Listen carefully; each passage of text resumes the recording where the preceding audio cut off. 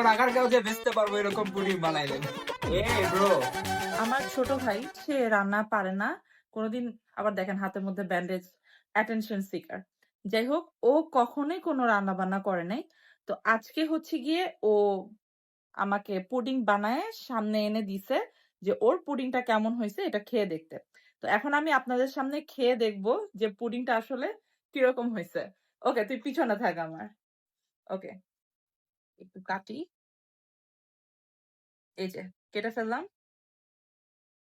First time বানাইছি এমন করতেছ কেন? আমি খেয়ে মারা যাবো না তো? না না, এটা ইট কন্টেইনস 3টা ডিম, অনেক কিছু ভালো ভালো ইনগ্রেডিয়েন্টস কন্টেইন বিষ করে। নাই তো না? খাওয়া যাবে তো?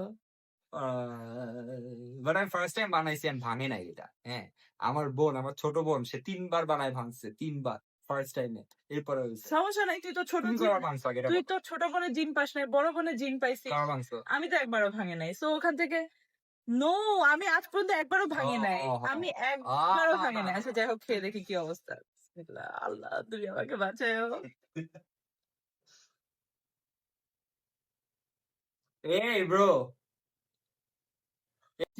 এই ব্রো, কি কি it was good. It's really good. Test বুঝোস তুই, পুডিং এর টেস্ট বুঝোস? হ্যাঁ, আমি 2 দিন পর আগার কাউকে বেচতে পারবো এরকম পুডিং বানাইলে, বুঝোস না? না না না না, এরকম ভালো কি হয়েছে, সমস্যা? ভালো হয়েছে, ভালো Exactly. হয়েছে।